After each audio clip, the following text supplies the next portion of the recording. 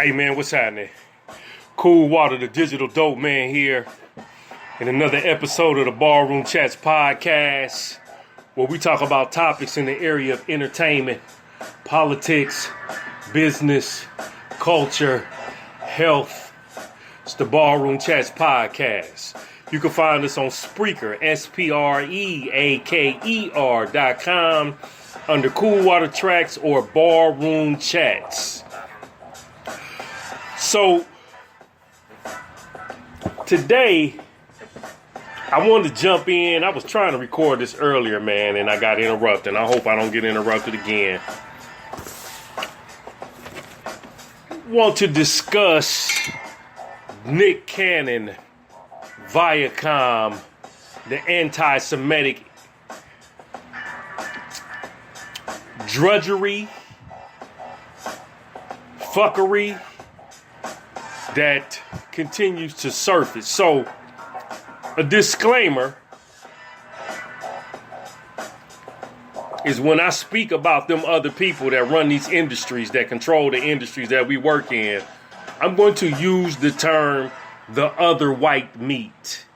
The other white meat will be significant in understanding those people.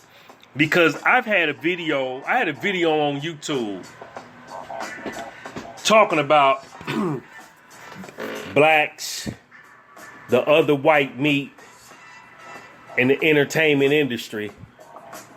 And that video, about 5 to 7 years later, somebody flagged the video. Wasn't nothing in there derogatory, wasn't nothing in there anti-Semitic. It was just that title that had that word that started with the J, aka the other white meat. You know what I'm talking about. The Jew word in the title, and I got flagged. So some punk somewhere else who probably didn't even listen to it, just felt the need that you put these two words in the same sentence. Blacks and the other white meat. We finna get this taken care of immediately. So, I felt compelled to get on the mic again and say a couple of words as it relates to what Nick Cannon has endured and encountered. Now, if you're not familiar with what happened, Nick Cannon brought on the controversial Professor Griff, Public Enemy member, S1W coordinator, karate expert specialist, Professor Griff, who has been fighting this battle with the other white meat inside the industry and out, along with Chuck D and others, for a very long time. Once those comments were made, and the comments, from what I'm understanding, we're feeling about two different, and I heard a couple of different things. One of those things was Nick referred to those other people as savages, barbaric in nature, because they lived in some area of Europe in the mountains. And having to live that life made them more, I guess you could say what he said, made them more savages. So the other white meat got offended. And then they went on and turned around and they got upset. He also said something in relation to black folks being the real Hebrew Israelites. Another no-no. So Nick, who is conscious, and he talking to people that's conscious, and on this Cannon class, They dropping real science, real game. They coming, they going straight for the juggler. Somehow or another, and I knew it was coming, the class was going to become a problem somewhere in the near future. Because you can't have, or should I say, the old saying goes, you can't serve two masters. You're going to have to choose one. Now, Nick Cannon, who is a very talented brother, has produced shows from Nickelodeon comedy. He's written or helped produce Nickelodeon, Comedy Central, MTV, VH1, Spike, BET. Might have been something on TV Land, Nick at Night, International. Okay, no, I'm sorry. Hold on. Let me backdrop.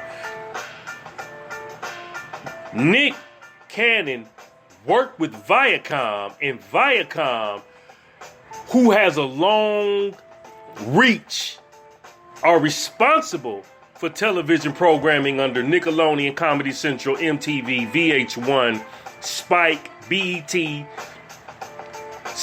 Country Music Television, TV Land, Nick at Night, International properties, News 5 UK, Paramount Pictures, and the list probably goes on and on. And then Nick Cannon, who is responsible for Wildin' Out, he's responsible for The Masked Singer, and other kids Nickelodeon shows when he was younger. I think he was writing for them. He's been around for a while. He has grown up with Viacom.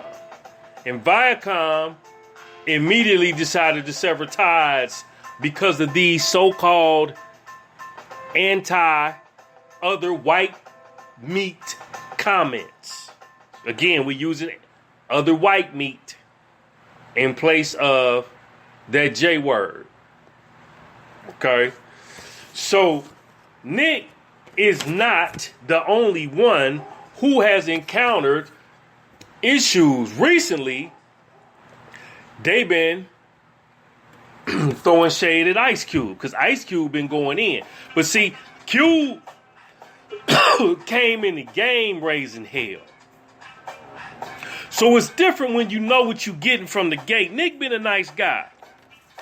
But people that have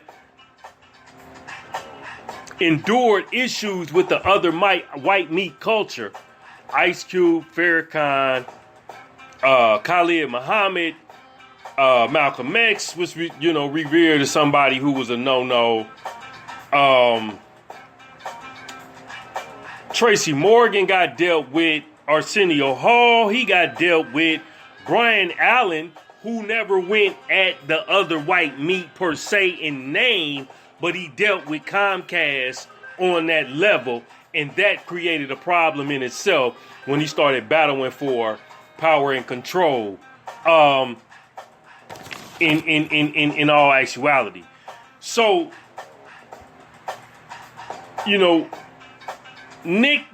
I think Nick Cannon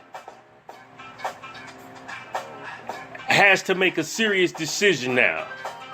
And the decision stems from, do I keep trying to be somebody that I'm not, or do I be who I actually am?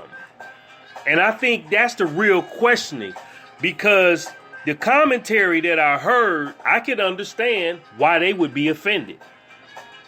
In our culture, we not tripping on that, because we had these conversations.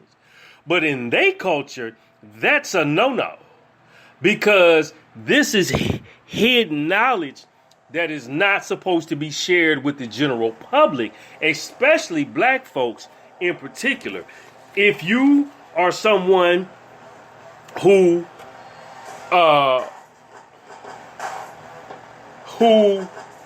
has been studying the historical makeup and problems of black America, you've ran across these conversations somewhere in the past. And then you got the Nation of Islam, who has put out several books One of two of which is the secret relationship between blacks and the other white meat. One, and then they got the second book, the secret relationship between blacks and the other white meat. Two, okay. Another book by Neil Gerber, How the Jews Built Hollywood. That's an exceptional book. I still to this day, and I own the book, have not read the book, but I've been in and out the book. But it talks extensively about the industry that they built and created for themselves after coming out of the necessary issues that they encountered over in European countries and made America pretty much their own haven, in which case they have grown to control most of the American media, politics, you could even say religion to a degree, some educational houses, and really have made this a real serious, they put a real serious stake in the American culture. So Nick Cannon bringing on Professor Griff is always going to be controversial. At this point, Nick Cannon has to really make a conscious decision. Do I start to embrace my manhood, or do I continue trying to serve two masters? When you get off into some of this information and some of this knowledge that's been put out here quietly that black folks typically know nothing about, you start to understand the problem and why black America is in the positioning that it's in.